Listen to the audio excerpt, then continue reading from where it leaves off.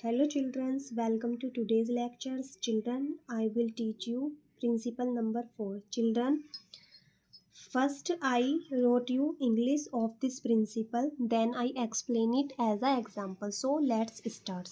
Full disclosure principle.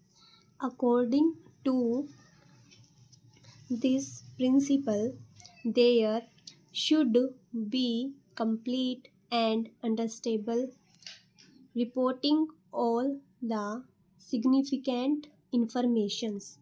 अब इस principal में क्या कहा गया है, जब suppose that as a example मैं आपको समझाऊंगी। ये हो गया बच्चे का आपके रिपोर्ट कार्ड, ठीक है। जब रिपोर्ट कार्ड आता है बच्चे का रिपोर्ट कार्ड, तो उसमें क्या लिखा होता है, नेम लिखा होता है, मार्क्स लिखे होते हैं, ठीक है। जब रिपोर्ट कार्ड आता है तो रिपोर्ट कार्ड में नाम लिखा होता है, फ़ोटो भी लगी होती है, ठीक है। तो क्या आपके रिपोर्ट कार्ड में सीधे मार्क्स लिख दिए जाते हैं, ठीक है, 120 जितने भी हैं, क्या सीधे मार्क्स लिख दिए जाते हैं? नहीं। या पूरी डिटेल्स होती है, पूरी डिटेल्स लिखी जाती है ना, सब्जेक्ट के पूरे पूरे मार्क्स भी होते हैं। तो इसी तरह जब हम क्या करते हैं, जब हम अकाउंटिंग करते हैं, ठीक है, तो क्या होता है तो ये जो प्रिंसिपल है फुल डिस्क्लोजर प्रिंसिपल, तो ये प्रिंसिपल ये कहता है कि हमें अपने यूज़र्स को पूरी इन्फॉर्मेशन देनी होगी, ठीक है। आधी अधूरी इन्फॉर्मेशन हम यूज़र्स को नहीं देंगे। ये जो लिखा है ना ऑरेंज कलर से ऑल द सिग्निफिकेंट इन्फॉर्मेशंस, मतलब कि हमें यूज़र्स को क्या देनी होगी, पूरी इन्फॉर्मेशंस देनी होगी। तो अकाउंटिंग का ये प्रिंसिपल कहता है कि सारी चीज़ें आपको यूज़र्स को बतानी होगी। तो इसको ही क्या कहते हैं हम, फुल डिस्क्लोजर प्रिंसिपल। कभी कभी एग्ज़ाम में क्या होता है, इस प्रिंसिपल का एग्जाम्पल कभी कभी एग्जाम में पूछ लेते हैं, ठीक है, कि फुल डिस्क्लोजर प्रिंसिपल का एग्जाम्पल लिखो। तो हम क्या लिखेंगे, example contingent liabilities are shown as footnote, ठीक है, मतलब फुटनोट। अब ये फुटनोट क्या होता है, फुटनोट क्या होता है, कंटिजेंट लायबिलिटीज क्या होती होंगी, क्या होती हैं, आपने क्या क्या सुना होगा, आपने एसेट्स सुनी होगी, ठीक है, एसेट्स, और लायबिलिटीज सुनी होगी, लायबिलिटी। लेकिन आपने कॉन्टिजेंट लायबिलिटी के बारे में जानना है आपको, क्या होती है ये, ठीक है, कि कॉन्टिजेंट लायबिलिटी क्या होती है। इसको क्या बोलते हैं, इसको एक टेक्निकल टर्म बोलते हैं, ठीक है। तो यूजर्स को ये भी इंफॉर्मेशन देनी होती है, और हम ये कहाँ लिख कर भेजते हैं, फुटनोट पर, ठीक है। फुटनोट किसको बोलते हैं, है आइडिया कोई आपको? एक शॉर्ट नोट होता है डॉक्यूमेंट में, उसको बोलते हैं हम सॉरी, शॉर्ट फुटनोट का मतलब होता है शॉर्ट नोट, ठीक है। तो डॉक्यूमेंट में हम क्या करते हैं, डॉक्यूमेंट में लास्ट में नीचे लिखकर हम एक नोट बनाकर डालते हैं, उसको बोलते हैं फुट नोट, ठीक है। फुट का मतलब क्या होता है, पैर, ठीक है। तो पैर हमारी बॉडी में कहाँ होते हैं, सबसे नीचे होते हैं। तो इसी तरह हम ये इंफॉर्मेशन सबसे नीचे नोट बनाकर देते हैं, तो इसको बोलते हैं हम फुट नोट, ठीक है। हमें अपने यूजर्स को बेसिकली सारी इंफॉर्मेशन देनी होती है। तो मैं, ठीक है, इसका एक प्रैक्टिकली एग्जाम्पल आपको देती हूँ, ठीक है। मेरी कंपनी के खिलाफ सपोज दैट किसी ने केस कर दिया, ठीक है, कोर्ट में उन्होंने केस कर दिया कि मेरी कंपनी ने धोखा दिया है, मतलब मेरी कंपनी ने जो प्रोडक्ट बनाया है वो प्रोडक्ट अच्छा नहीं है, तो इस बात को लेकर उन्होंने केस कर दिया। तो क्या ये बात मुझे अपने यूजर्स को बतानी चाहिए या नहीं बतानी चाहिए, क्योंकि ये प्रिंसिपल कहता है कि हमें सारी इंफॉर्मेशन अपने यूजर्स को बतानी चाहिए। इस प्रिंसिपल के अकॉर्डिंग हमें अपनी सारी बातें यूजर्स को बतानी चाहिए। यूजर्स कौन, जैसे इन्वेस्टर, ठीक है। तो मतलब कि इन्वेस्टर को कंपनी की फाइनेंशियल पोजीशन के बारे में हमें सारी इंफॉर्मेशन बतानी चाहिए, ठीक है। नंबर 5, नंबर 5 है मेटीरियलिटी प्रिंसिपल। अब ये क्या होता है? Material means importance. मेटीरियल का मतलब क्या होता है? इम्पोर्टेंस। ठीक है। अब सपोज दैट मैं रास्ते में जा रही थी, ठीक है, मेरे पास थे 1000 रुपीज़। कितने रुपीज़ थे मेरे पास? 1000 रुपीज़। अब ये जो 1000 रुपीज़ थे ये मेरे खो गए रास्ते में जाते जाते। ठीक है, जब 1000 रुपीज़ मेरे खो गए तो, और मुकेश अंबानी जी जो हैं उनके पास भी, उनके भी एज अ एग्जाम्पल मैं आपको समझाने की कोशिश कर रही हूँ, 1000 रुपीज़ थे, उनके भी खो गए। ठीक है, तो मुझे तो 4 दिन तक नींद नहीं आई, क्योंकि मुझे फ़र्क पड़ा कि भाई मेरे 1000 रुपीज़ खो गए। लेकिन मुकेश अंबानी जी को कोई फ़र्क नहीं पड़ा। क्यों? क्योंकि मेरे लिए क्या थे 1000 रुपीज़? मेरे लिए मटीरियल थे।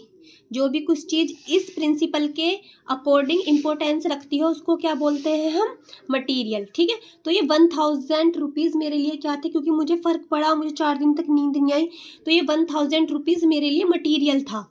ठीक है, और मुकेश अंबानी जी को कोई फ़र्क नहीं पड़ा क्योंकि ये उनके लिए मटीरियल नहीं था। तो अब लिखो ये प्रिंसिपल क्या कहता है। ठीक है, सेकंड पॉइंट क्या लिखवाया मैंने? According to this principles an item is disclosed if it is material.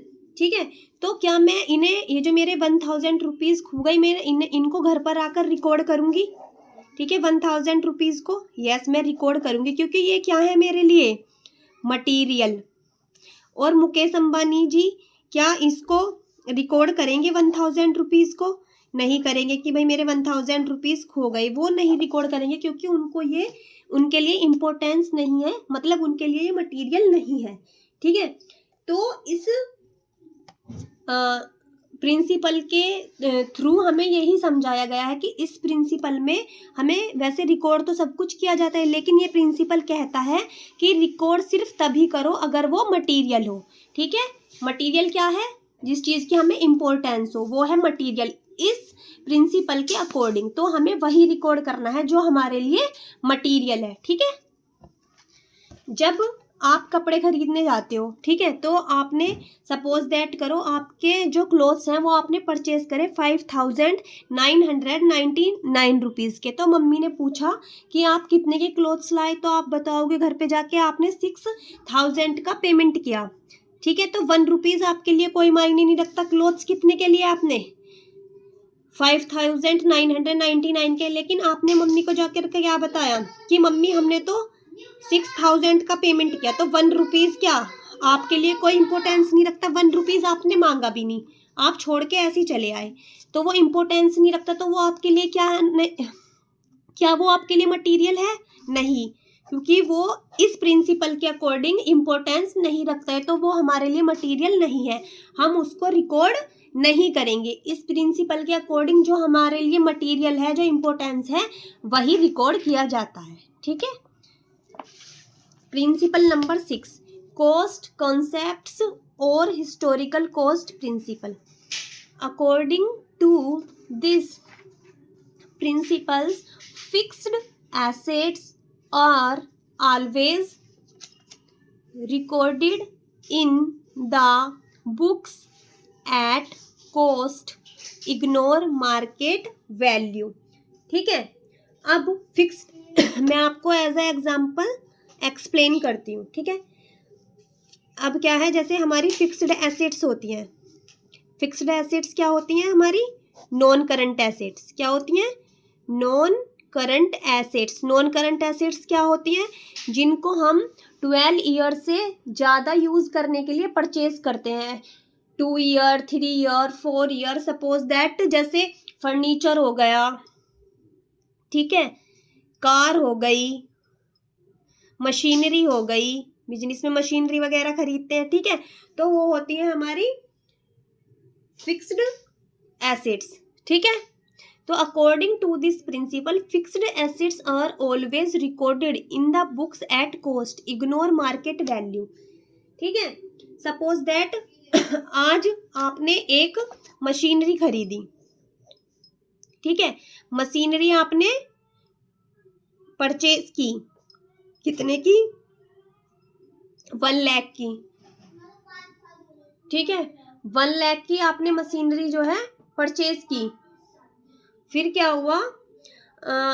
अब इस मशीनरी का जो मार्केट वैल्यू था वो कितना हो गया? मार्केट वैल्यू हो गया अब इस मशीनरी का 90,000 रुपीज, ठीक है। तो क्या आपने जब मशीन परचेज की थी 1 लाख रुपीज की, तो आपने ये रिकॉर्ड की थी, तो क्या अब आप काट कर अब ये मशीन की जो मार्केट वैल्यू थी वो कम हो गई, डिक्रीज हो गई, तो क्या आप अब इस वैल्यू को काट कर इसको रिकॉर्ड करोगे? नहीं, ऐसा नहीं होता है, ठीक है। फिक्स्ड एसेट को कॉस्ट पर ही रिकॉर्ड करते हैं, मार्केट वैल्यू पर कभी भी हम फिक्स एसेट को, जो हमने एसेट्स परचेज किया उसको रिकॉर्ड नहीं करते हैं। इस प्रिंसिपल में यही बताया गया है, ठीक है। अब principle number 7, realisations concepts. According to this principle, market price realizable value is recorded in the books only when the assets is actually sold, ठीक है। अब इसमें क्या बताया गया है? इस प्रिंसिपल में ये समझाया गया है कि आपने क्या किया, आपने एक प्रोजेक्टर आपने परचेज किया, प्रोजेक्टर, ठीक है, 1 लाख रुपीज का, 1 लाख रुपीज का प्रोजेक्टर आपने परचेज किया। अब इसका मार्केट वैल्यू कितना हो गया? इसका मार्केट वैल्यू हो गया अब 90,000, ठीक है। तो अभी कुछ नहीं किया आपने, इस प्रोजेक्टर को आपने परचेज किया 1 लाख में और मार्केट वैल्यू हो गया इसका 90,000, ठीक है। अब आपने क्या किया? अब इस प्रोजेक्ट का मार्केट वैल्यू हो गया 80,000, ठीक है। अब जब 80,000 हो गया तो आपने क्या किया कि आपने इस प्रोजेक्टर को सेल कर दिया, ठीक है, सेल कर दिया। तो हम ये प्राइस रिकॉर्ड करेंगे, ठीक है। इसको क्या बोलेंगे हम अब? रियलाइज लॉस, ठीक है, क्योंकि हमने किस पर सेल किया? लॉस पर, क्योंकि हमने प्रोजेक्टर कितने में परचेज किया था? 1 लाख में, लेकिन हमने सेल कितने पर किया? 80,000 में, ठीक है। तो इसमें यही बताया गया है कि इसमें हम रिकॉर्ड कब करेंगे प्राइस? जब हम एसेट्स को सेल कर देंगे, ठीक है, उससे पहले रिकॉर्ड नहीं करेंगे। हमने पहले ये इतने का था हमारे पास प्रोजेक्टर, फिर इसका मार्केट वैल्यू इतना हो गया, फिर हमने फाइनली ये सेल कर दिया 80,000 में। तो जब हमने इसको सेल किया तो तभी हम इसका क्या करते हैं? इसको रिकॉर्ड करेंगे, इसके प्राइस को। तो यही लिखा है इसमें, according to this principle, market price realisable value is recorded. कब होगी value recorded? In the book only when the assets is actually sold, जब हम एक्चुअली में एसेट्स को सोल्ड कर देंगे, ठीक है। तो हम लॉस को या प्रॉफिट को तब तक रिकॉर्ड नहीं करते जब तक हम एसेट्स को सेल नहीं कर देती। तो इसमें हमें लॉस हुआ, तो हम इस लॉस को हम कब रिकॉर्ड करेंगे? जब हमने ये सेल कर दी, ठीक है ना। अगर प्रॉफिट होता तो प्रॉफिट को भी तभी हम रिकॉर्ड करते जब प्रॉफिट हो जाता, जब हम प्रोजेक्टर को सेल कर देते। अब प्रिंसिपल नंबर 8, प्रिंसिपल नंबर हमारा हो गया 8, कंजर्वेटिज्म और प्रोविडेंस, ठीक है। तो जो ये है हमारा कंजर्वेटिज्म, ये कौन से वर्ड से निकल कर आता है? कंजर्व, और प्रूडेंट वर्ड से निकल कर बना है, ठीक है। कंजर्व का मतलब होता है किसी चीज को बचा बचा के रखना, और प्रूडेंट का मतलब होता है समझदार, ठीक है। According to this principles, do not anticipate profit but provide for all possible losses. ठीक है, अब इसमें क्या बताया गया है कि सपोज दैट हम हैं, एज अ एग्जाम्पल मैं आपको समझाने की कोशिश कर रही हूँ, मैं हूँ, ठीक है, मैं 12th क्लास में पढ़ती हूँ, ठीक है।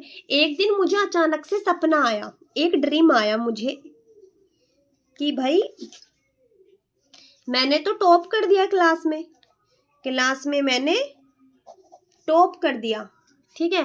तो मैं क्या करूँगी, मैं तो बिल्कुल पढ़ाई नहीं करूँगी, मैं तो ये सोचूंगी भाई मैंने तो टॉप कर दिया, ठीक है।